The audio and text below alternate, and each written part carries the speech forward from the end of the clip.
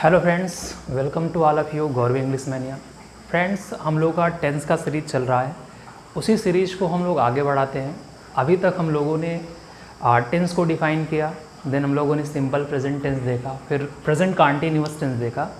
आज हम लोग पढ़ेंगे present perfect tense. Okay friends, मैं प्रयास करूँगा कि एक ही वीडियो में ये पूरा का पूरा टेंस यानी कि प्रेजेंट परफेक्ट टेंस के जितने भी कॉन्सेप्ट हैं जो इम्पॉर्टेंट है वो ख़त्म हो जाए।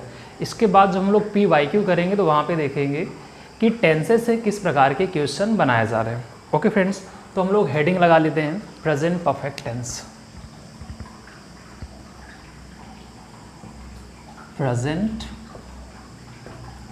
परफेक्ट टेंस, ठीक है। अब यहाँ पे अगर हम लोग परफेक्ट की बात करें ना, परफेक्ट का मतलब क्या होता है कि which has been already done, completed और फिनिश्ड, मतलब जो पहले से ही ख़त्म हो चुका हो, जिसे पहले से ही पूरा किया जा चुका हो ना, वो क्या होता है, परफेक्ट होता है।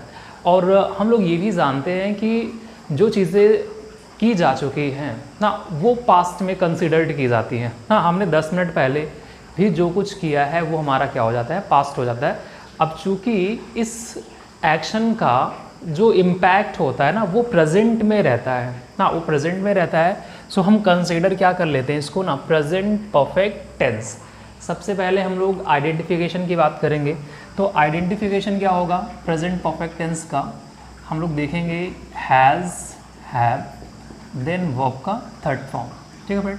तो ये हो जाएगा हम लोगों का identification, has, have plus verb का थर्ड फॉर्म। किसी भी सेंटेंस में आपको हैज़, हैव के बाद वर्ब का थर्ड फॉर्म लगा हुआ दिख जाए और आपसे पूछे टेंस को आइडेंटिफाई करने के लिए कहा जाए, तो आप बताएंगे कि कौन सा टेंस है, प्रेजेंट परफेक्ट टेंस है। अब यहाँ पे हैज़ का यूज़ हम तब करते हैं जब हमारा सब्जेक्ट कैसा होता है, सिंगुलर होता है। और हैव का यूज़ तब करते हैं जब सब्जेक्ट कैसा होगा ना, जब सब्जेक्ट प्लूरल होगा ना। तो ये तो सब्जेक्ट वर्ब एग्रीमेंट का कॉन्सेप्ट था ना, कि सेंटेंस का जो वर्ब होता है वो सेंटेंस के सब्जेक्ट के अनुसार यूज़ होता है ना। The verb must agree with its subject in number and person. किसी भी सेंटेंस का जो वर्ब है वो सेंटेंस के सब्जेक्ट के नंबर और पर्सन से क्या करेगा, एग्री करेगा। जो हम लोग रूल पढ़ के आते हैं SSPP, मतलब singular subject singular verb, plural subject plural verb, ठीक है। तो फ्रेंड ये हम लोगों का क्या होगा ना, ये हम लोगों का आइडेंटिफिकेशन होगा। हैज़, हैव के बाद क्या दिखेगा, वर्ब का थर्ड फॉर्म। और यहीं पे अगर हम लोग सेंटेंस पैटर्न की बात कर लें तो कुछ सेंटेंस पैटर्न बन जाएगा जहाँ पे हम लोगों को दिखेगा सब्जेक्ट ना हैज़, हैव प्लस वर्ब का थर्ड फॉर्म, देन हम लोगों को ऑब्जेक्ट भी दिख सकता है। ये वाला पैटर्न हम लोग तब यूज़ करते हैं जब सेंटेंस कैसा रहेगा, जब सेंटेंस रहेगा अफर्मेटिव ना। सेंटेंस अफर्मेटिव है तो subject has, have plus verb का थर्ड फॉर्म यूज़ होगा। दूसरा पैटर्न अगर हम लोग यहाँ पे देखें तो सब्जेक्ट हैज़, हैव के बाद क्या आएगा, नॉट, देन वर्ब का थर्ड फॉर्म, ऑब्जेक्ट, फिर क्या आ जाएगा, फुल स्टॉप। ये जो पैटर्न होगा कहाँ पे यूज़ करेंगे, इस पैटर्न को यूज़ करेंगे हम लोग कहाँ पे, नेगेटिव सेंटेंस में यूज़ करेंगे। अगला जो पैटर्न हो सकता है फ्रेंड वो बन जाएगा हैज़, हैव, यानी कि हेल्पिंग वर्ब को हम पहले रखेंगे, सब्जेक्ट देन वर्ब का third form, object and question mark. ये क्या होगा ना, ये इंट्रोगेटिव सेंटेंस का होगा। और इंट्रोगेटिव सेंटेंस में कौन सा, यस आर नो, जिसको हम लोग ओपन एंडेड क्वेश्चन भी कहते हैं ना। इंट्रोगेटिव सेंटेंस का yes or no type question, जिसका आंसर हम एस या नो में दे सकते हैं। अगला जो पैटर्न बनेगा वो होगा क्वेश्चन वर्ड। क्वेश्चन वर्ड के बाद क्या दिखेगा, हैज़, हैव, देन फ्रेंड क्या आ जाएगा यहाँ पे, सब्जेक्ट प्लस वर्ब का third form, object and question mark ना। इसे हम लोग क्या बोलेंगे ना, WS टाइप का क्वेश्चन। और ये जो क्वेश्चन वर्ड है, क्वेश्चन वर्ड जैसे जब सेंटेंस की स्टार्टिंग इससे हो जाए, व्हाट से हो जाए ना, व्हेन से हो जाए, वेयर से हो जाए, हु से हो जाए, व्हेन, सॉरी मैंने यहाँ पे लिखा हुज, एटसेट्रा एटसेट्रा, ये सब दे के रखा है। ओके फ्रेंड्स, तो ये एक तो मैंने आपको सेंटेंस पैटर्न बताया जिसके माध्यम से आप आइडेंटिफाई कर सकते हो कि गिवन सेंटेंस का टेंस कौन सा है। प्रेजेंट परफेक्ट टेंस को आइडेंटिफाई कैसे करना है, आपको ये देखना है कि सेंटेंस में हैज़ है प्लस वर्ब का थर्ड फॉर्म दिखना चाहिए। और ये 4 पैटर्न हमारे सामने आते हैं जो बोर्ड पे लिखे हुए हैं। सब्जेक्ट प्लस हैज़ है, वर्ब का थर्ड फॉर्म ऑब्जेक्ट। फ्रेंड ये चारों पैटर्न आप देख सकते हैं, ठीक है। तो कुछ टाइम आप इसको देख के स्क्रीनशॉट ले लीजिए, फिर हम लोग आगे पढ़ते हैं यूज़ की प्रेजेंट परफेक्ट टेंस को हम लोग यूज़ कहाँ पे करते हैं।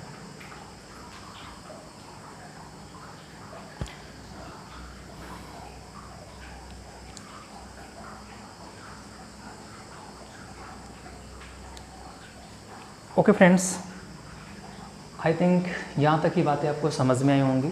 हम लोग पढ़ेंगे use of present perfect tense.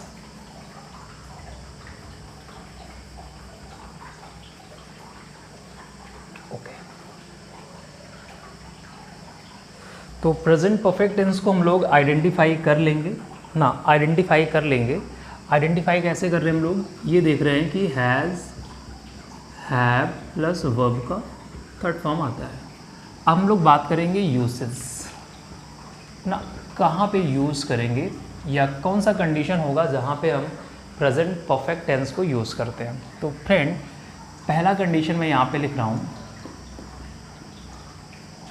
To denote an action which has been done, completed or finished in the immediate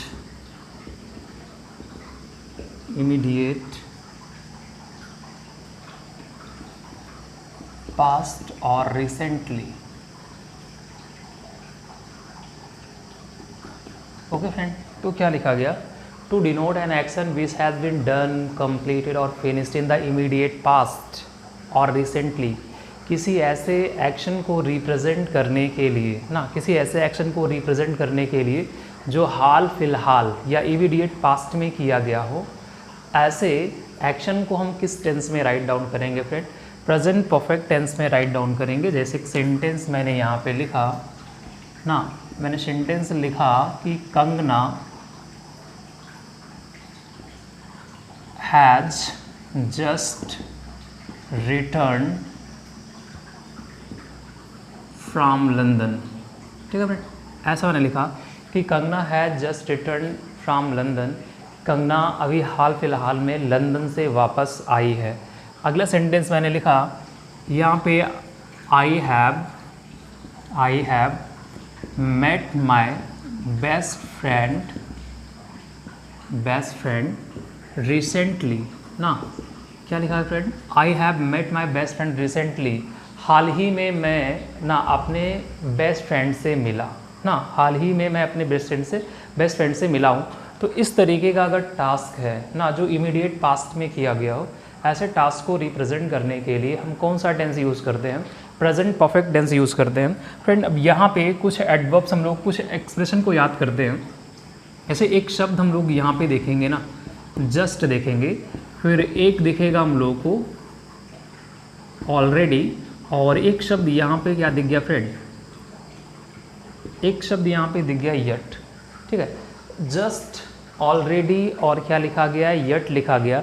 जैसे ये वर्ड्स हमें दिखते हैं ना, हम लोग यूज़ का क्या करेंगे ना, यूज़ करेंगे प्रेजेंट परफेक्ट टेंस ना। जस्ट का मतलब क्या होता है ना, जस्ट का मतलब क्या होगा, तुरंत ही, हाल ही में ना। और यहाँ पे ऑलरेडी का मतलब क्या होता है ना, पहले से। और यट का मतलब क्या होता है कि जब हम किसी चीज़ को एक्सपेक्ट करते हैं कि ये चीज़ें होने वाली, अभी हुई नहीं है बट वो होने वाली हैं। तो इस तरीके से अगर हम लोग जस्ट या ऑलरेडी की बात करें, तो जस्ट या ऑलरेडी जो होंगे फ्रेंड, इनको हम लोग यूज़ कहाँ पे करेंगे ना, before past participle, before past participle. तो हम लोग पास्ट पार्टिसिपल बोले तो वर्ब का थर्ड फॉर्म ना, पास्ट पार्टिसिपल के जस्ट पहले हम लोग किसका यूज़ करते हैं, जस्ट और ऑलरेडी का यूज़ करते हैं। अगर हम लोग यट की बात करें ना, यट जो होता है ना, in the last of the sentence, ये किसी सेंटेंस के लास्ट में यूज़ होगा। और वो जो हमारा सेंटेंस होगा, वो सेंटेंस क्या होगा फ्रेंड, वो सेंटेंस या तो कोई क्वेश्चन होगा या फिर नेगेटिव होगा, ना वो सेंटेंस क्या होगा, कोई क्वेश्चन होगा या फिर क्या होगा, नेगेटिव होगा। जैसे आपने कहा कि he has not return my money yet, उसने अभी तक मेरा पैसा वापस नहीं किया है। तो जैसे ही ये शब्द आपको दिख जाएंगे ना, कौन कौन से शब्द दिख जाएंगे फ्रेंड, जस्ट दिख जाए, ऑलरेडी दिख जाए, येट दिख जाए, तो आप वहाँ पे प्रेजेंट परफेक्ट टेंस यूज़ कर सकते हैं। ठीक है, तो अभी तक हम लोगों ने क्या पढ़ा कि हैज़ है प्लस वर्ब का थर्ड फॉर्म मतलब क्या है, प्रेजेंट परफेक्ट टेंस। यूज़ कहाँ पे करना है, to denote an action which has been done, finished और कंप्लीटेड रिसेंटली, किसी ऐसे टास्क को रिप्रेजेंट करने के लिए जिसको फिलहाल ही क्या किया गया हो, ख़त्म किया गया हो, ऐसे टास्क को रिप्रेजेंट करने के लिए हम लोग यूज़ करते हैं present perfect tense. Okay,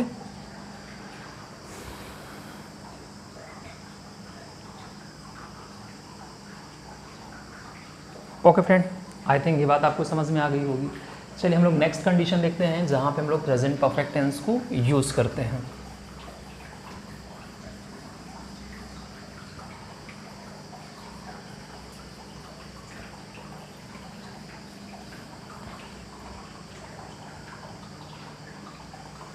okay, तो हम लोग लिखेंगे दूसरा यूज़ कहाँ पे करेंगे, टू डिनोट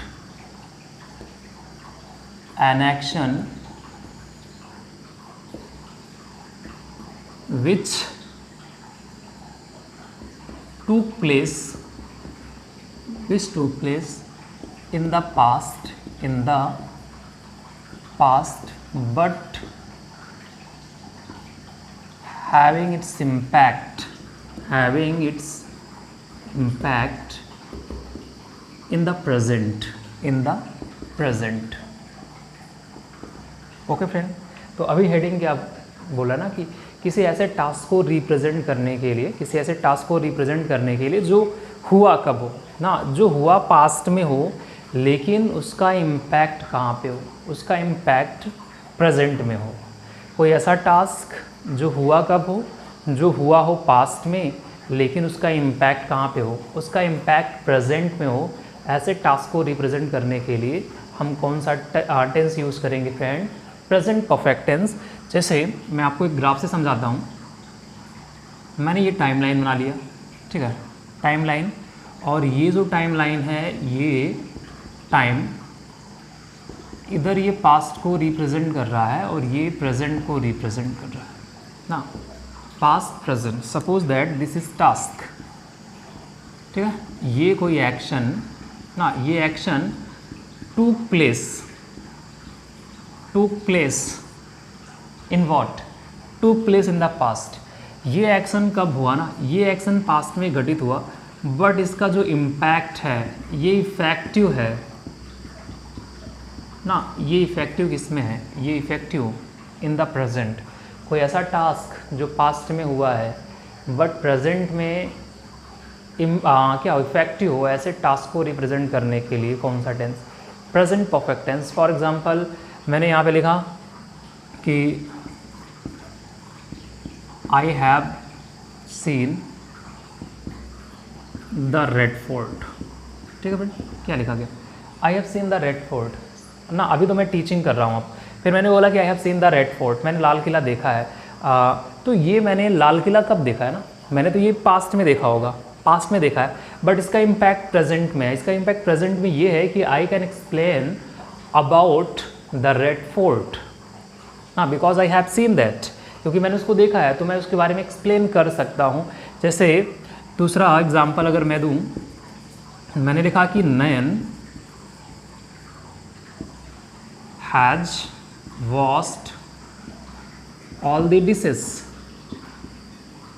ठीक है, इस तरीके से मैंने लिखा कि Nayan has washed all the dishes ना, नयन ने सारे बर्तन को क्या किया है ना, धुल के रखा है। इसका मतलब क्या है कि all the dishes are clean ना, सारे डिशेस क्या है, क्लीन है, तुम खाना बना सकते हो या फिर खाना खा सकते हो, इस तरीके से।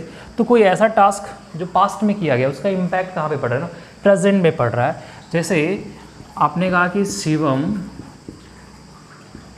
Has eaten all the eggs ना, क्या लिखा गया, Shivam has eaten all the eggs, Shivam ने सारे अंडे खा लिए, तो कुछ बचा ही नहीं है ना, देयर इज़ नथिंग लेफ्ट, कुछ नहीं बचा है। इसका इम्पैक्ट है कि हमारे पास खाने के लिए नहीं बचा है। तो कोई भी ऐसा टास्क जो हमने पास्ट में किया है उसका इम्पैक्ट प्रेजेंट में हो, हम कौन सा टेंस यूज़ करेंगे?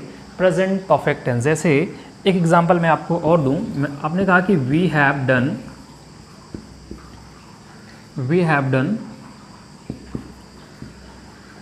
द 4th चैप्टर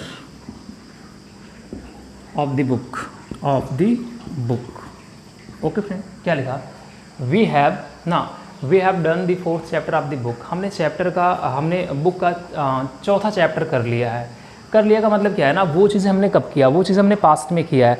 और इसका इम्पैक्ट ये है कि now we can explain the 4th chapter. हम क्या कर सकते हैं ना, 4th चैप्टर को अब एक्सप्लेन कर सकते हैं। ओके फ्रेंड्स, आई थिंक यहाँ तक की बातें आपको समझ में आई होंगी, सो प्लीज़ नोट डाउन।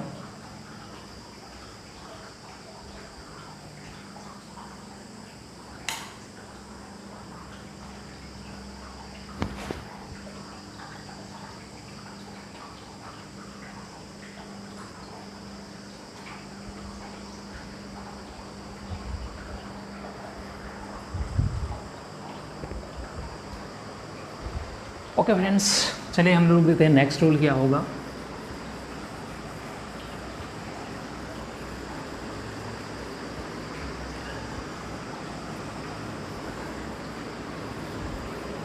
तो अभी तक हम लोगों ने 2 यूज़ देखे। पहला यूज़ क्या था? To denote an action which has been done in the immediate past. फिर हमने ये देखा कि to denote an action which took place in the past and its impact is still active in the present ना।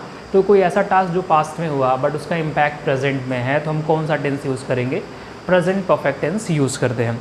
अब एक बात और समझते हैं फ्रेंड, कि हम लोग प्रेजेंट परफेक्ट टेंस में ना हम लोग यूज़ करते हैं किसका? फॉर और सिंस ना। कभी कभी सेंटेंस में फॉर या सिंस का यूज़ किया जाता है। अब ये फॉर या सिंस का यूज़ हमको ये पता है कि हम टाइम के पहले करते हैं ना, before time we use for and since. किस कंडीशन में? ये देखेंगे कि जो फॉर होगा ना, फॉर का यूज़ हम इंडेफिनिट टाइम के पहले करते हैं। फॉर का यूज़ किसके पहले करेंगे? इंडेफिनिट टाइम ना, या फिर पीरियड ऑफ टाइम बोल लेते हैं। और हम सिंस का यूज़ कहाँ पे करते हैं? सिंस का यूज़ हम लोग पॉइंट ऑफ टाइम बोले तो डेफिनिट टाइम, ठीक है, डेफिनिट टाइम ना। फॉर का यूज़ इंडेफिनिट टाइम के पहले किया जाता है और सिंस का फॉर डेफिनिट टाइम के पहले किया जाता है। डेफिनिट टाइम का मतलब ये होता है, सपोज दैट हमने क्लॉक की बात करी 5 o'clock 6 o'clock, हमने कैलेंडर की बात करी मंडे ट्यूसडे थर्सडे फ्राइडे, हमने मंथ की बात करी जनवरी फरवरी, हमने ईयर की बात करी 2024 2023। तो ऐसे कंडीशन में हम इनके पहले क्या यूज़ करेंगे? सिंस यूज़ करेंगे। फॉर की बात करें, हमने आपने कहा ना for months, for years, for hours, इस तरीके से क्या यूज़ करेंगे? हम फॉर का यूज़ करते हैं। एक बात यहाँ पे समझ लेते हैं हम लोग कि कब किस कंडीशन में फॉर या सिंस का यूज़ होता है। तो हम लोग लिखेंगे to denote an action which began in the past and continue in the present okay friend. और कहाँ पे यूज़ करते हैं हम लोग प्रेजेंट परफेक्ट टेंस? किसी ऐसे टास्क को रिप्रेजेंट करने के लिए जो पास्ट में शुरू हुआ और प्रेजेंट में कंटिन्यू ना। पास्ट में शुरू हुआ और प्रेजेंट में क्या है? कंटिन्यू है। जैसे सिंस का मतलब क्या होता है ना, from then to up to now, from then to up to now, मतलब तब से लेके अब तक। तब से मतलब क्या है ना, तब से का मतलब क्या होता है? वो हमारा पास्ट है। और अब तक का मतलब क्या है ना, अब तक का मतलब वो हमारा क्या है? प्रेजेंट है, जो प्रेजेंट में क्या है? कंटिन्यू है। तो इसको भी मैं आपको ग्राफ से समझाना चाहूँगा। जैसे मैंने यहाँ पे टाइम लाइन लिया ना, टाइम को मैंने 2 पार्ट में डिवाइड किया। This is past and this is what? Present and this is our action, ठीक है। और ये जो एक्शन है ना, ये action began in the past. ये एक्शन शुरू कब हुआ? ये एक्शन शुरू हुआ पास्ट में। पास्ट में शुरू होके यही एक्शन कंटिन्यू है ना। एरो किस बात को रिप्रेजेंट कर रहा है कि ये जो एक्शन है, ये एक्शन कंटिन्यू है। और कंटिन्यू कहाँ पे है? ये कंटिन्यू प्रेजेंट में है। तो कोई ऐसा टास्क जो पास्ट में शुरू हुआ है और प्रेजेंट में कंटिन्यू है, उसे हम लोग किस टेंस में राइट डाउन कर सकते हैं? प्रेजेंट परफेक्ट टेंस में राइट डाउन कर सकते हैं। इसके लिए एक टेंस हम लोग और यूज़ कर सकते हैं फ्रेंड, वो है प्रेजेंट परफेक्ट कंटिन्यूअस टेंस। फिर हमने कुछ नॉन कॉन्टीन्यूअस वर्ब्स पढ़ाए, जैसे ना आपने ये बोला कि ना मैं उसे 10 सालों से जानता हूँ, ना मैं उसे 10 सालों से जानता हूँ, तो ये काम, जानने वाला काम 10 साल पहले स्टार्ट हुआ और अब भी आप जान रहे हो, बट आपको ये पता है कि हम लोग नो को कंटिन्यूअस फॉर्म में नहीं यूज़ करते हैं, तो हम कौन सा टेंस यूज़ कर लेंगे? प्रेजेंट परफेक्ट टेंस यूज़ कर लेंगे। तो क्या लिखा गया? To denote an action which began in the past and continue in the present. ना कोई ऐसा टास्क जो पास्ट में शुरू हुआ और प्रेजेंट में कंटिन्यू है, उसको रिप्रेजेंट करने के लिए हम कौन सा टेंस यूज़ करेंगे? तो वो हो जाएगा प्रेजेंट परफेक्ट टेंस। अब जैसे यहाँ पे समझो फ्रेंड, एग्जाम्पल मैंने यहाँ पे लिखा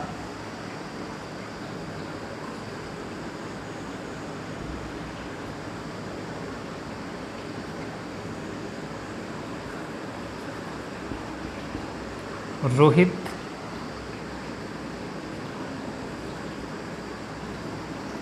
has done a lot of work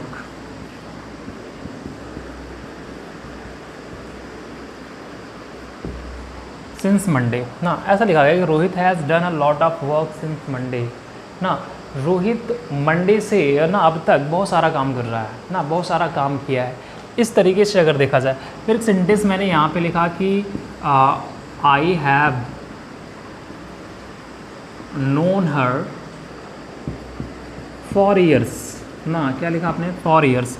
I have known her for years. ना मैं उसको वर्षों से जानता हूँ।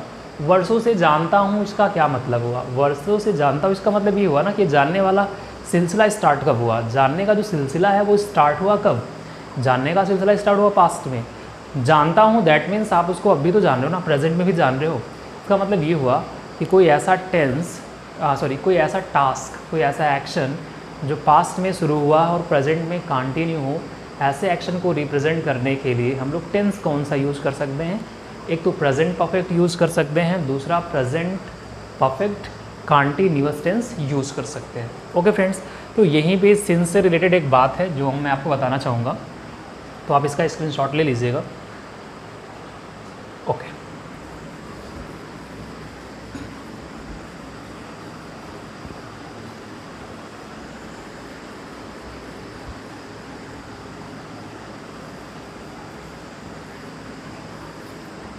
चलिए, तो कुछ बातें और हैं प्रेजेंट परफेक्ट से रिलेटेड फ्रेंड्स, हम लोग उनको समझ लेते हैं।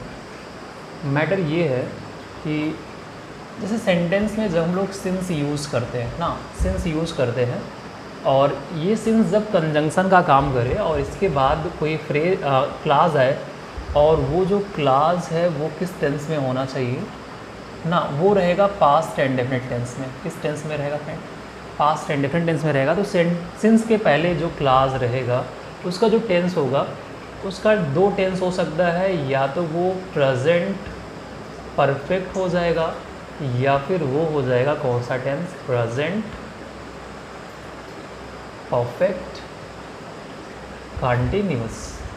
ओके फ्रेंड, तो ये बात आपको माइंड में रखना है कि जब सेंटेंस में सिंस कंजंक्शन का काम कर रहा हो, इसके बाद कोई क्लास आया, वो क्लास किस टेंस में रहेगा? पास्ट एंड डेफिनेट टेंस में रहेगा। तो इसके पहले हम लोग क्या यूज़ करेंगे? या तो प्रेजेंट परफेक्ट टेंस यूज़ करेंगे या फिर present perfect continuous tense use करेंगे।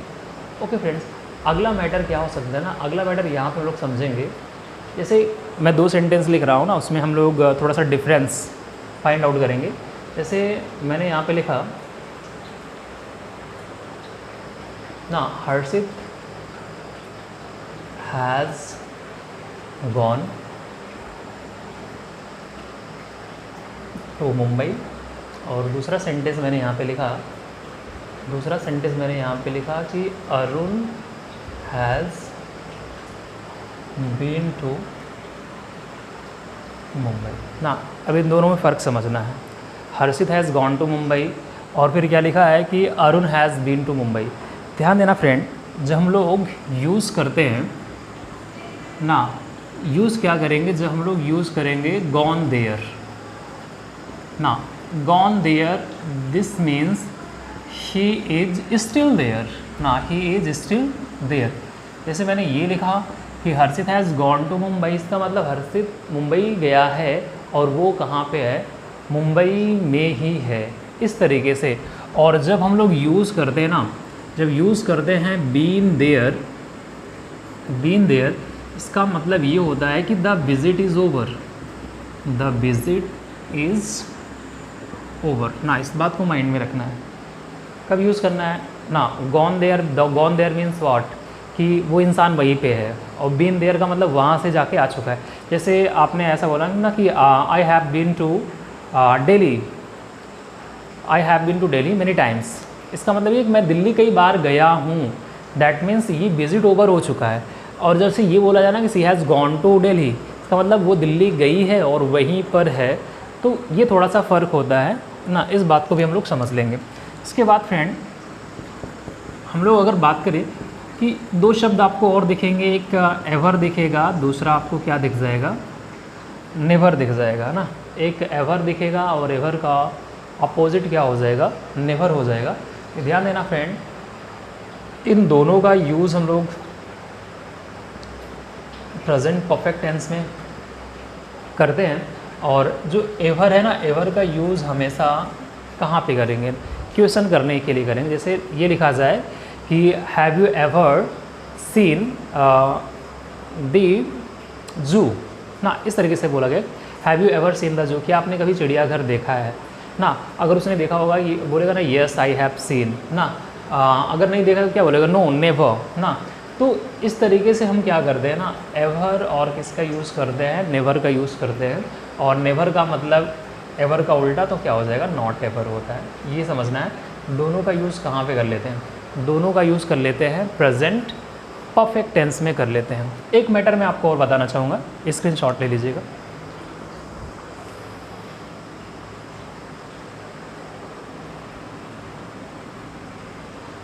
ओके फ्रेंड्स,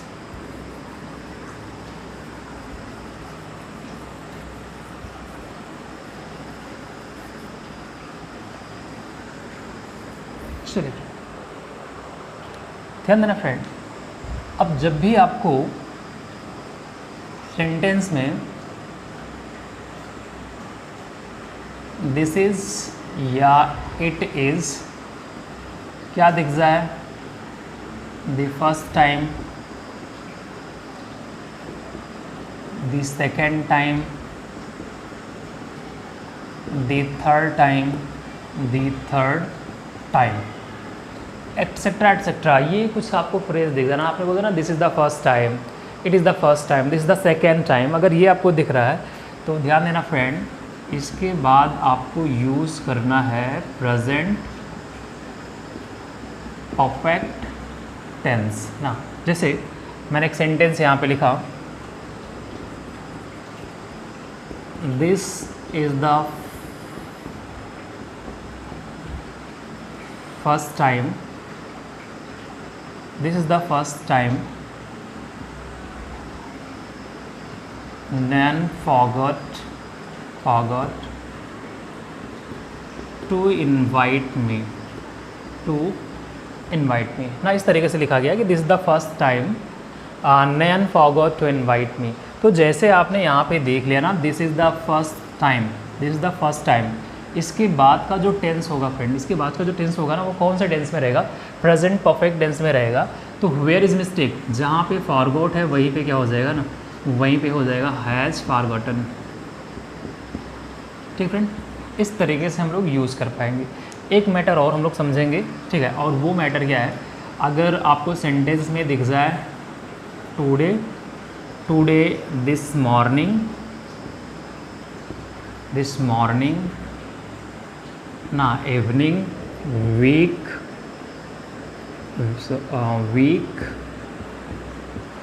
ईयर एट्सेट्रा, तो वहाँ भी हम लोग यूज़ करेंगे क्या ना, वहाँ भी यूज़ करेंगे हम लोग present perfect tense. For example जैसे मैंने यहाँ पे लिखा,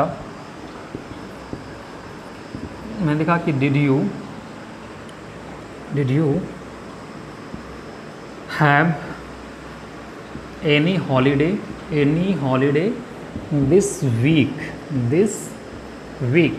ना, इस तरीके से पूछा गया कि did you have any holiday this week, क्या इस वीक आपने कोई छुट्टी ली, तो हम लोग इस वीक की बात कर रहे हैं। इसका मतलब इमीडिएट पास्ट की बात हो रहा है, तो इमीडिएट पास्ट को किस टेंस में लेके जाना है, प्रेजेंट टेंस में लेके जाना है। तो ये सेंटेंस अभी ग्रामेटिकली इनकरेक्ट है। क्या लिखेंगे फ्रेंड इसको हम लोग, इसको हम लिखेंगे कि हैव यू हैड, वर्ब का थर्ड फॉर्म ना, have you had any holiday ना, any holiday this week. Okay friends, तो आई थिंक आपको यहाँ तक की बातें समझ में आई होंगी। हाँ, मैंने पूरा प्रयास किया कि प्रेजेंट परफेक्ट के जितने भी कॉन्सेप्ट हो मैं आपको 25 से 30 मिनट्स में सब डिलीवर कर पाऊँ। फ्रेंड्स, अगर आपको ये कॉन्सेप्ट ना वीडियो पसंद आया हो तो प्लीज़ आप वीडियो को लाइक करें और चैनल को सब्सक्राइब और शेयर करें। Thank you.